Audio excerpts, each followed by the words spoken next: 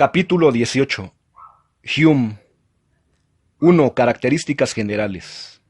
David Hume, 1711 a 1776, fue el autor inglés que llevó el empirismo hasta sus últimas consecuencias. Después de él, difícilmente se puede añadir algo nuevo a la corriente empirista. Sus obras principales son Tratado de la naturaleza humana y la investigación sobre el entendimiento humano. Su fenomenismo y su escepticismo científico despertaron a Kant de su sueño dogmático, como él mismo lo confiesa.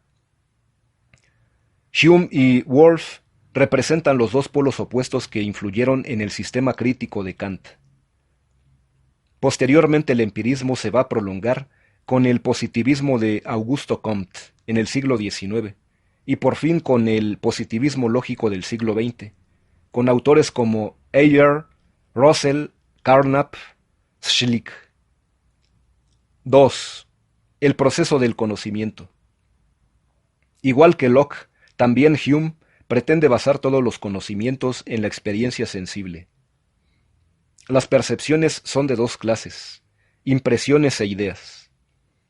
Las impresiones son más fuertes y se reciben directamente por los sentidos. En cambio, las ideas son débiles y son una especie de copia borrosa de las impresiones. El único modo de asegurarse acerca de la objetividad de las ideas es basarlas en alguna impresión. No son reales aquellos contenidos de ideas que no provengan de una impresión. He aquí la fase de todo el empirismo. De la misma manera es criticada la teoría escolástica de la abstracción. Según Hume, no podemos concebir un triángulo a menos que sea equilátero, o isósceles, o escalenos. En otras palabras, nuestras ideas siempre son concretas, o corren el riesgo de hacerse irreales. El procedimiento que tenemos para elaborar las ideas es semejante al que describe Locke, y se puede resumir de una sola palabra. Asociación. Asociamos nuestras representaciones por su semejanza, o por su contigüidad, o por sus relaciones de causa a efecto, y obtenemos así ideas más complejas.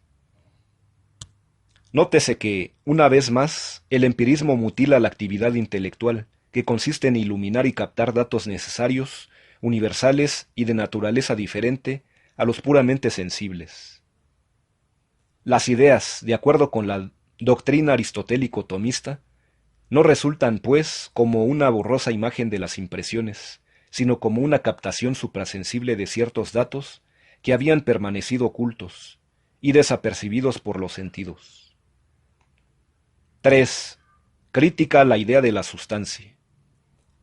La doctrina de Hume es un ejemplo de congruencia interna. Solo él se atrevió a sacar en limpio las consecuencias implicadas en la teoría empírica del conocimiento.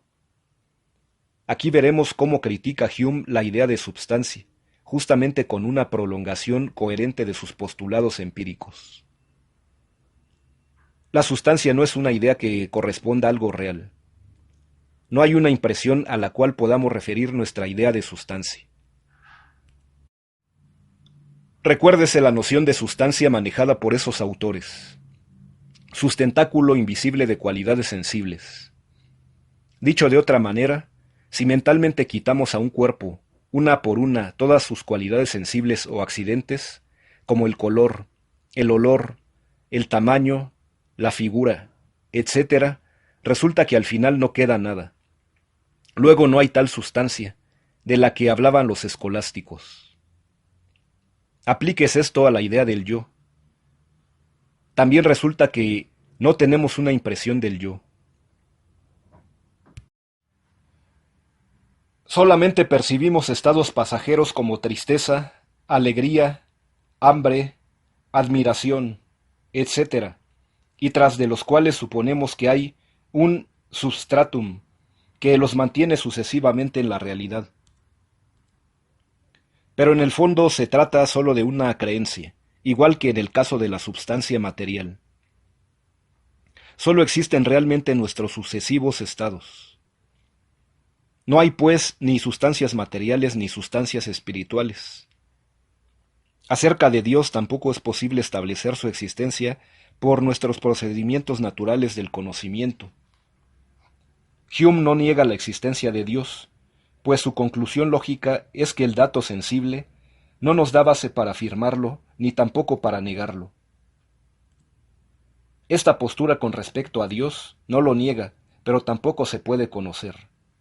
Se llama agnosticismo y va a ser prolongada unos años más tarde de un modo mucho más elaborado por la filosofía de Kant. 4. Crítica al principio de causalidad. Hume se lanza a fondo y critica también el principio de causalidad.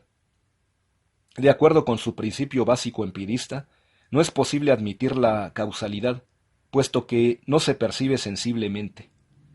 Lo único que se ve es, por ejemplo, una bola de billar que se mueve, toca a otra, se detiene la primera e inicia su movimiento la segunda.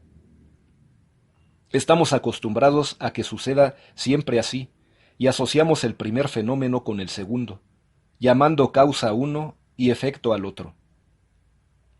Sin embargo, dice Hume, el error consiste en proceder que post hoc ergo propter hoc, esto es, después de esto, luego a causa de esto.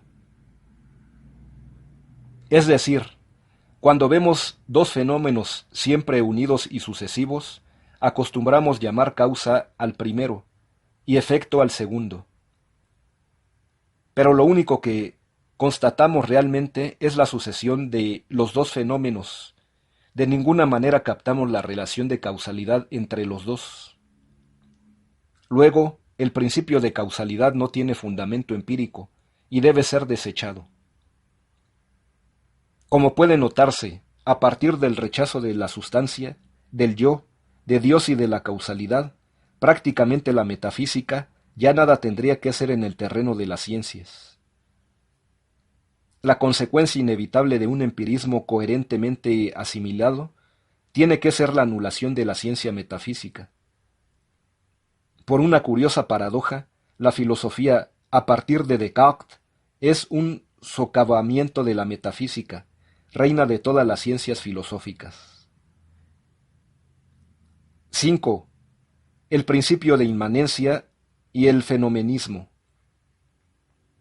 También como herencia cartesiana, y luego prolongada por el empirismo, Hume sostiene el principio de inmanencia.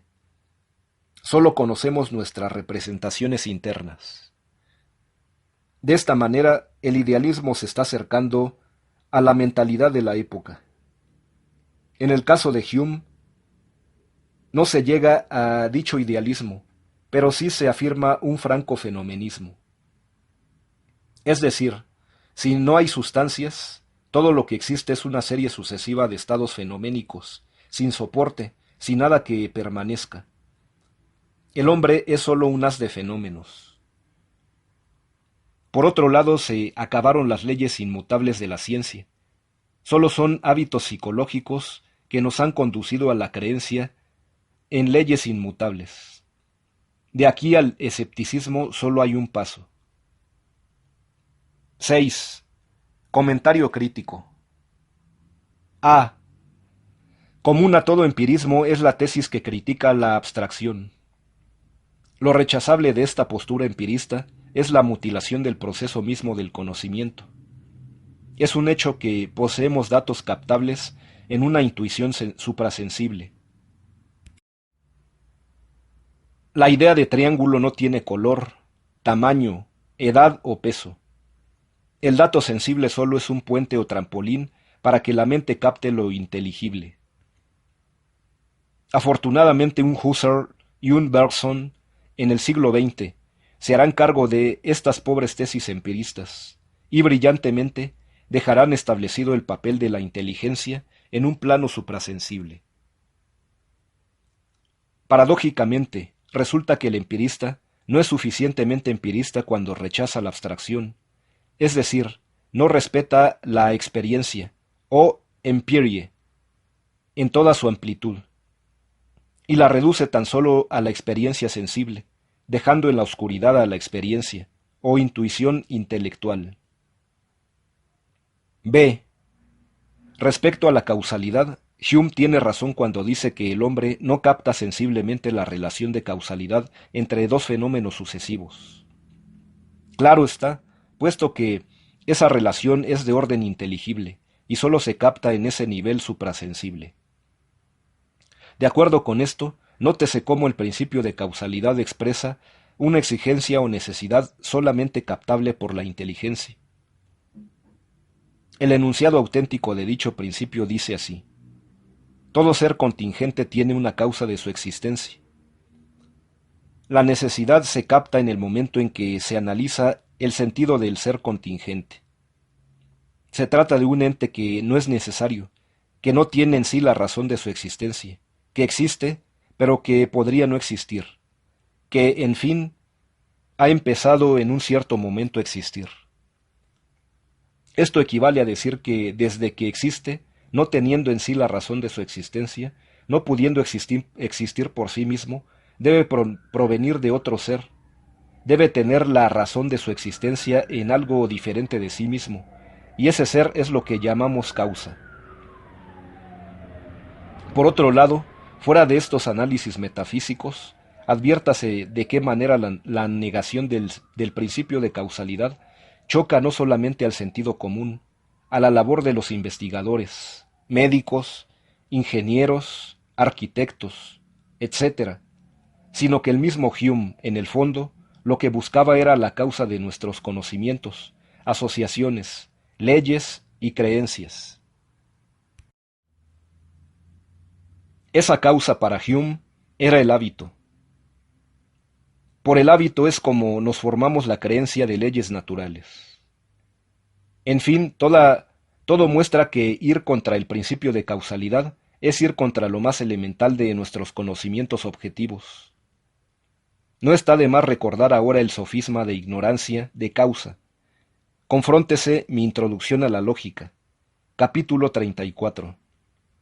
Que consiste en atribuir injustificadamente el carácter de causa a un fenómeno A, que siempre viene antes del fenómeno B. El día es anterior a la noche, pero no por eso es su causa. Sin embargo, lo único adecuado es delatar el sofisma que a veces se comete, mas no rechazar la necesidad universal de una causa para todo ente contingente. C. Por último, el principio de inmanencia debe ser objeto de un decidido rechazo. La experiencia muestra que lo primero que conocemos son objetos reales y extramentales.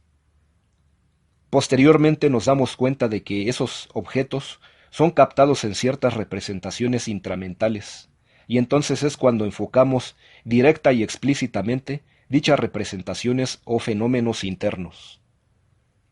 Por lo tanto, el principio de inmanencia solo expresa nuestro modo de conocer reflexivo, pero no el conocimiento directo, natural y anterior al otro. En una palabra, confunde conocer y pensar. Sobre Hume y su posición gnoseológica se puede ampliar en el libro de Bergnucks, Epistemología General. Herder. Veas el capítulo dedicado al empirismo.